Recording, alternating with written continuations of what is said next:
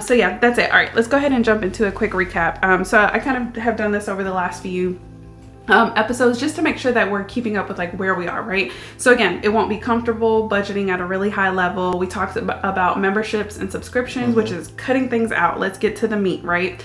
Once we had the meat, which is really like the expenses that we can't get rid of, right, that are needed, prioritizing and rearranging, right, like making every paycheck green. We talked about that. And then last time we also talked about personal allowance and savings. So now we're at a point where, okay, we've gone through building the entire budget. We've taken out what needed to be taken out. We're left with the meat. We have assigned ourselves a personal allowance, and our savings should now be just in motion, right? We said, hey, after all of these things are done, assigned, everything else goes to savings, non-negotiable, right? Like if it's $500, if it's $2, whatever it is, because everyone's circumstances are different, starting this off, it's going towards savings. So now we're at a place where we want to talk about, okay, we're going to set that, what is it called? The threshold, right? After emergency fund. Yes. So after that safety net amount of our savings, everything else is now going to be used to pay off debts, right? Until we get to a place where we owe no one anything, then it will truly become a savings, right? And then that's where people can get into investing, whatever else they choose to do, right? This is just the starting point. But the first thing we need to do is pay what we owe. One really quick call out. So debt payoff, just so that we're clear, right? So what is everything that we're talking about right now when we say, okay, if my safety net or my why do I keeps emergency fund. I don't know why safety net is like, it won't leave my mind. After I've defined that, like, hey, okay, I need to keep at least $1,000 in my account because that'll pay my expenses for 6 months. It's probably higher than that, whatever it is. Once we've defined that amount, everything after that is going to be used to pay off debts. And when we say debts, at least in this setting, we are also including cars, right? Even if you just got it last month, it's a debt. And we're also including mortgages, right? Because you've talked a lot about how people really just don't see that as something that you're supposed to pay off. It's really just a standard that, hey, if you have a home, you have a mortgage. It doesn't have to be that way. We consider that a debt. And that's going to be part of the list. Is there anything else that comes, and it's okay if not, is there anything else that comes to mind when we say debt that people don't usually associate with like trying to actually pay it off? I think cars, mortgages, anything else come to mind? What do you think? No, I mean, I think that's the biggest.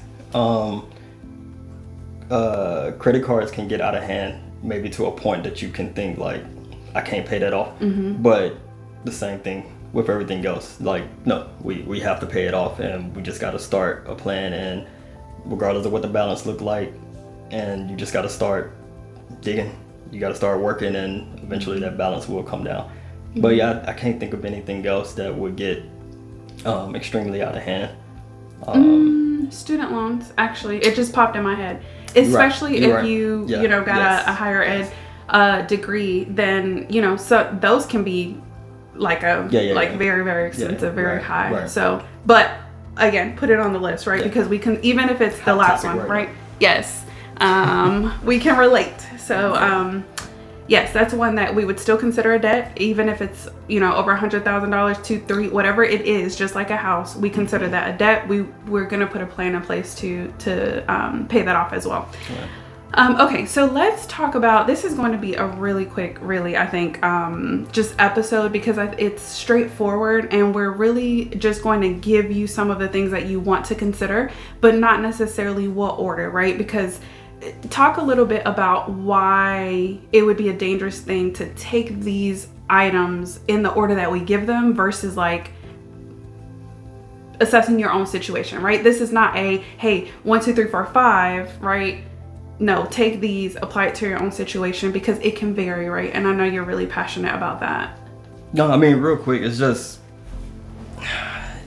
there's a bunch of different methods out there. Like I said, you got the snowball, you got the avalanche, you got the all these different things, but like we have always said, there is not a one size fit all type of thing. And again, even here, paying off debt, there is not a one size fit all.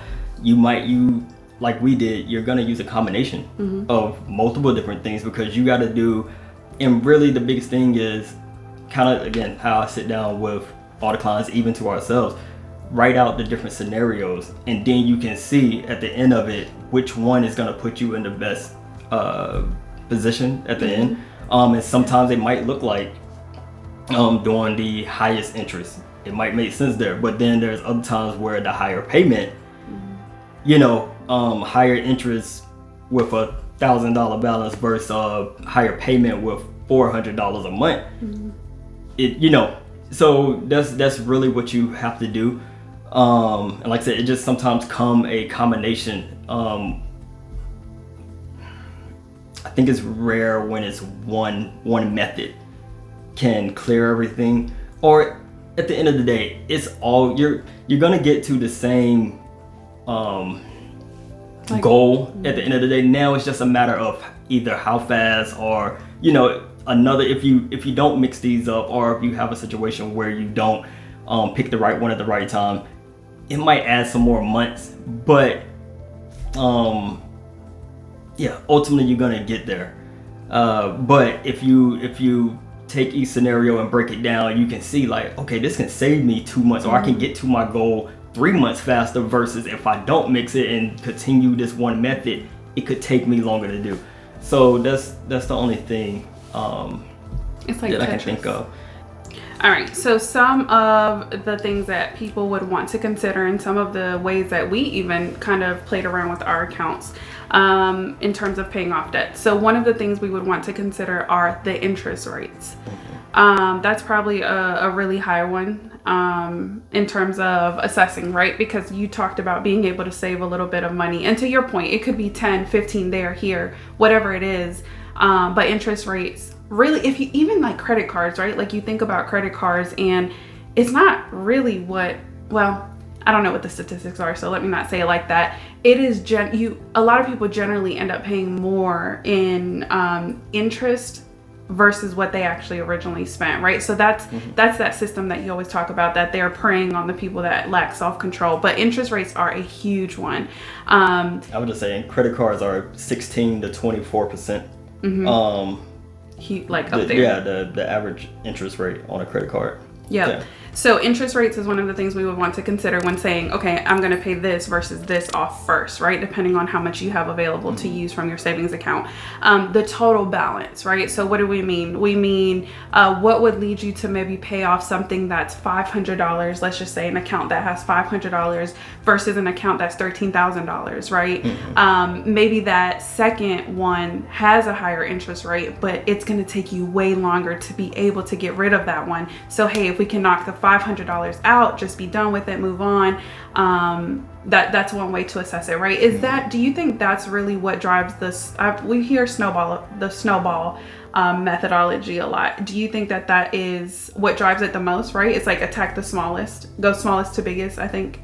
Something like that, right? Yeah, because what you're going to do is once you knock that debt off, now that payment that you're using, just say if it was a credit card that you was paying $60 a month, now you're going to take that $60 and you're going to attack the next, which in the snowball also, I think we're going to also get to it later, but you're going to make minimum payments on everything else, and you're going to pick which debt to attack. And so like I said, in the example, if it's $60, once you pay that off, you're now going to take that $60 on top of whatever the next debt that you're going to attack. And then that's what develops the snowball, because the more you knock off, the bigger each payment for the next debt is gonna be. So that makes sense. Okay. All right. So we have so we said interest rates, the total balance on the account, how soon it can be paid off, and I think some of that works together, right? Because how soon it can be paid off, there's a lot of factors that go into that. One is exactly what we just said. What is that total balance? But also, how much are you putting into your savings account, right? And that looks very different for everyone. So even if it is a $13,000 balance, right? If it does have the highest interest rate, and if I do have the capacity to pay it off sooner than something that is $500, then that's where that would change, right? Because I can still get rid of the higher balance that has a higher interest rate given how much I'm putting into my savings account. So that one I think is really driven by how much money you have open, or kind of throwing towards the savings account. Status of account, is it delinquent or not? Do you want to speak on this one? Because I feel like this is, to me at least, I think this is a big one. Or I can speak on it, whatever you can speak. I was just gonna say, so not to get too much into our story, but I think that whether an account is delinquent or not is huge, right? Because the way that I would like to put it is, right now, right, we didn't have a budget. We have a budget now. This should be the worst it gets. And what I mean is, if I changed my mind, right? I made up my mind and I'm making a lifestyle change. If I came into this situation with, let's just say, 3 delinquent accounts that are maybe all in collections, and I have 3 other ones, right, that are on the verge. The goal here would be not to let those additional 3 go into collections, right? Because your credit is where it is right now, and that's a whole nother issue, right? Right. So we don't want to worsen the situation, right? And so if an account is not yet delinquent, that, for at least the way that we kind of do finances and help others, is we do what we can to not allow additional accounts to go delinquent, right? Again, it's okay. Like, I came into marriage with more than 1 delinquent account. Let's just be clear. We'll share that story in the next podcast. But the point is, like, okay, however many accounts you have delinquent, those matter. We are going to pay those off. But what is a little bit more urgent are the ones that are not yet delinquent. We want to not let those go into collections, and make sure that your credit score doesn't get any worse. Do you want to add anything to that? Yeah, I mean, I would say right now in this process, I wouldn't worry too much about your credit score. Because being realistic, if you got stuff that's delinquent and all that, you more than likely have a bad credit score, 600, 500s, whatever. So, which even at that point, it's gonna be tough for you to, go get loans and all that anyway. So what we want to do here is, I like to say, stop the bleeding, which reserve. How can we stop those? Again, like something that's drawing a 24% interest rate. Let's stop the bleeding on that by getting that knocked off, or I think we're going to talk about it, possibly balance transfers or something. You want to stop the bleeding on it, because as you on the pursuit of getting out, you also don't want to have your work being, you want it to 100% go towards progression and not a payment with interest. You're gonna pay $100, but then if whatever the interest rate is, most of that payment is gonna go towards interest. So what you want to do is stop the bleeding and allow for whatever work you are doing towards getting it knocked off. Let it be 100% to knocking it off without continuing to put you further into a hole. Right. Yep. So again, just to recap really there, and we are not saying that delinquent accounts don't matter. They do, and they are on the list to be paid off. But like he's saying, we want to stop the bleeding for things that are reoccurring, hitting you, right? Like that interest that's hitting you monthly. And usually, once an account is delinquent or in collection status, it's no longer doing that. Like it's been sold to a company, now they're just trying to get a percentage of it. So they do matter. We are going to pay them, but typically that makes them a little bit less priority. They've already hit your credit. Let's do something about the other stuff and not let it get further out of control. The next one you already brought up. So consider balance transfers.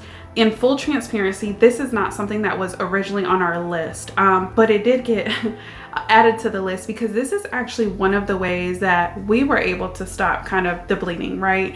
Again, we'll share more about this in the next episode, but his credit was a lot better than mine when we first got married. I also had a ton of debt, and one of the things that we did was he was able to basically balance transfer a lot of my accounts. So that did 2 things. One, we were able to start paying it, right? Because the balance transfer, and maybe you're better fit to talk about the balance transfers, but at least for us, right, it was like 0 interest for 12 to 24 months, depending on which account we're talking about.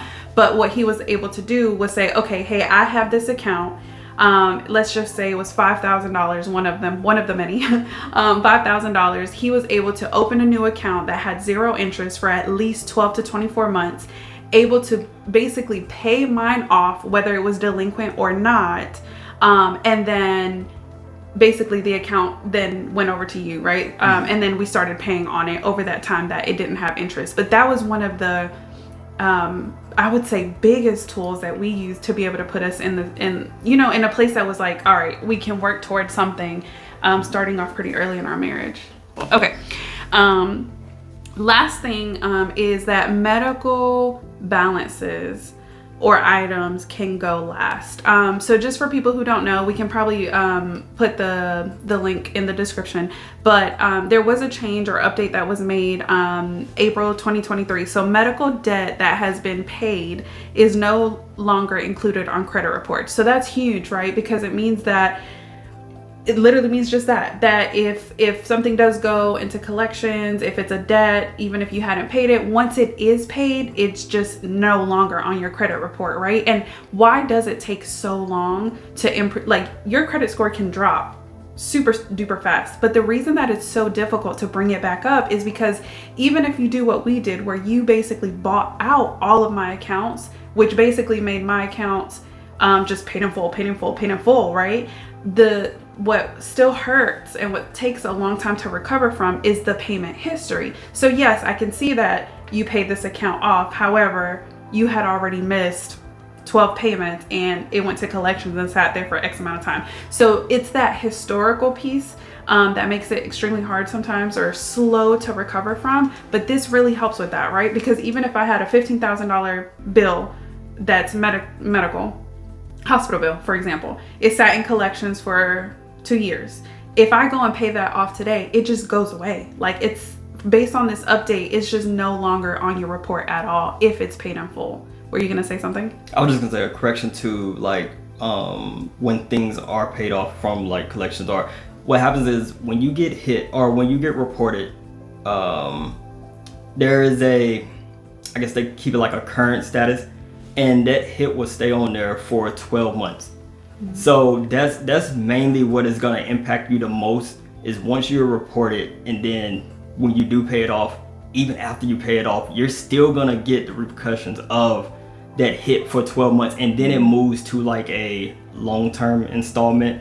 I think it's like, we'll have to look it up, I think it's like 5 or 7 years or something like that. So it stays, it just moves from like a critical to a long-term type thing, so it's not going to impact you as much.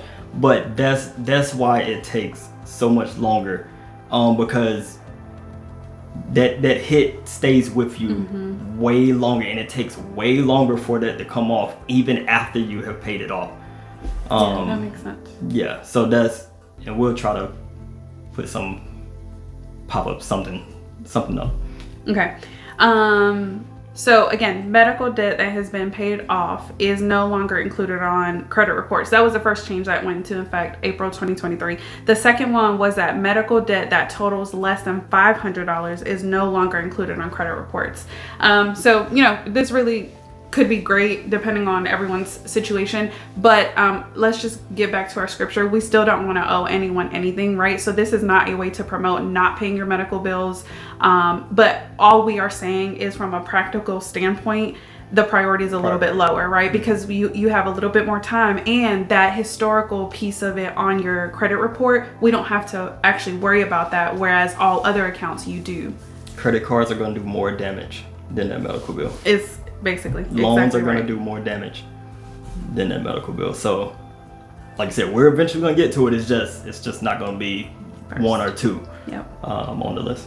Yes. All right. So quick recap. Interest rates, right? These are ways we assess what we pay in what order. Interest rate, the total balance, how soon it can be paid off, is the status delinquent or not, what is the status of the account, consider balance transfers, and then we said medical debts can go last.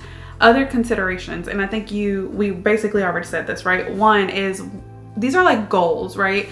Don't allow any additional accounts to go delinquent. That's one thing that we would want to avoid within this process, and one of the goals that we're trying to achieve. And then you already said the other one, which is you're making at least minimum payments on all accounts. So while we might be prioritizing X account because after looking at all of these things, it just makes sense to pay it off first, we're still maintaining the rest of the accounts, right? There's no like, okay, well, I'm going to stop paying this or whatever it is. So yes, use all extra money, but not at the expense of any other accounts being unpaid. Just as closing statements, right? One of the things that I wanted to highlight was to be patient, right? Because it can take time. And even when we think about us, right? Why am I saying that? Because it can take time depending on how much debt you have right now. And yours might look different. It might be all student loans. It might be maybe you bought a house at some point that you really truly couldn't afford, that sort of thing. It doesn't matter. Be patient with this process. It will work, and just trust the process, right? Like, know that God is with you. He is going to see you through the discipline, through all the hard work, and you're going to see the wins, and the small wins are going to turn into bigger wins. And then you're going to look back and just be grateful for the day that you started.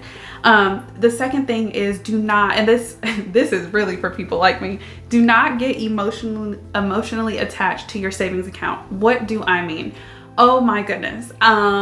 So I mean, the first thing we ever saved for was our house, and I forget, but I know we saved like the $40,000, and I don't remember how much of it we gave for the house, but I just remember feeling like, geez, like we worked for that for a year. You saw the account building up, and then it's like, boom, it's a payoff, or, you know, you're using it for X thing, and kind of just, you don't start back at zero, but you start back a lot lower, right? But there's something freeing about not being emotionally tied to it. You know that it's just a working, right? So it's like you build it up, all right, pay that off, start again, build it up, pay that off, start again. And you get to a point where I really believe that God even uses that to put money in its right place in your life, right? You don't idolize it. It's not your sense of security. And hey, at the end of the day, if that's who you are now, there's going to come a time where you haven't, and you don't have to dish it out, right? Like right now we're just in that working process of correcting all the mistakes that we made, right?